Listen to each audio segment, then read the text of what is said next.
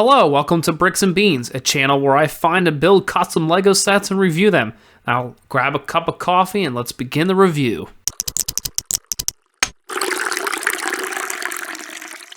This custom LEGO set review is of the massive medieval fortress created by Mocscout, an alternate version of the set 31120 Medieval Castle by LEGO.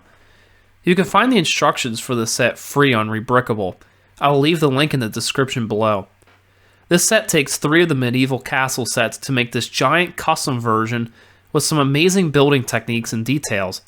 Of course, when you purchase 3 of these sets, you will get 6 black falcon guards, 3 blacksmiths, and 3 skeletons total. One of the most and first obvious features of this custom set is the sheer scale. I built this on a 64 by 64 base plate, and it perfectly takes up 64 studs in length. If you plan on building this as a standalone set, I highly recommend building it on a base plate as it makes moving the set much easier. At its height, the set is approximately 16 inches tall and uses 3,026 pieces of the 4,278 total. At the end of the video, I will show you all the leftover pieces available. The base of this fortress is just absolutely gorgeous, featuring lots of rocky slopes, mushrooms, and greenery. I really love the use of all the smaller pink studs throughout to give it some extra color. The back of the set has a more prominent rock structure with many different slopes being utilized to make it appear the fortress is built into the rock. Mocscout did a great job of incorporating this rock structure into the fortress. The exterior of the fortress is my favorite part of the build. It uses many smaller pieces including 1x2 masonry, decorated parts, 1x1 cylinders, and even hinge pieces. The use of these different parts and colors really makes the set stand out and look much like a real castle. I enjoyed putting the arch pieces in to make these small openings give the fortress a feeling that it has deep chambers. There is also a larger arch with a small hut structure built at the top, and this is one of my favorite parts of the set. The tops of the fortress use some similar building techniques to the original set that are incorporated very well into this one. One of the really cool features I like are the small slotted openings called embrasures, where archers would fire on oncoming enemies. The front of the fortress has a non-mechanical drawbridge that looks very nice. I do not mind that it cannot be winded up, as I like to keep the gate open.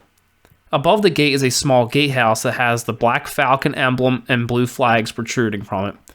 The area inside the upper part has just enough room for about 2 minifigures. The 2 towers in the front, along with the walls, use lots of decorative pieces to create battlements.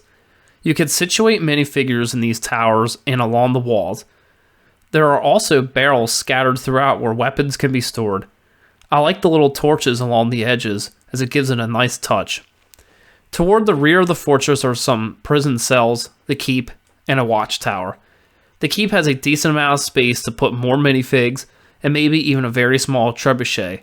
The watchtower can fit 1 or 2 archers that can serve as a lookout. Checking out the inside of the fortress, there is a nice little courtyard that has a well and is surrounded by tiled and studded plates. Around the walls you can see candles that are lit. There are neat treasure chests found along the inside of the courtyard that actually have some gems hidden within them. You can also see there is a stand to hold a knight's armor, as well as small holding tables where cups are held. Toward the back of the inside you can see a stairwell leading to the 2nd level. There is not as much detail in the back, but it's not to be expected to be a play feature back in there. Although the inside may not be as detailed as the exterior, it's still a nice feature and just adds into the medieval theme. Lastly, there is an extra stand that's an optional part of the build that's included within the instructions. This is for a food vendor that would be situated on the outside of the fortress. It's certainly not necessary to build, but it would look great in a medieval village mock or a town square. This custom medieval fortress set is definitely a great looking build. In order to build this, you'll need to purchase at least 3 of the LEGO castle sets or collect all the pieces elsewhere. If you are really into LEGO medieval buildings and the theme, I highly recommend picking these sets up. Again, the instructions are free on Rebrickable, so go check out Mocscout's link below if you want to build this. One thing that really impressed me with this set is just how much detail the exterior is, and how much structure is just by using very small size bricks.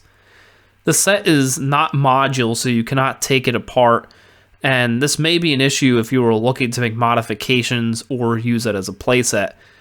Overall though, this is a solid build and looks absolutely amazing.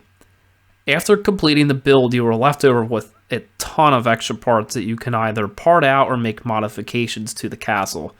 As you can see, there is so much extra, so you aren't just limited to using all the parts that come with the 3 sets. Thank you for watching this Bricks and Beans review of the custom LEGO Medieval Fortress by Mocscout. If you like this video, subscribe to see more custom set reviews.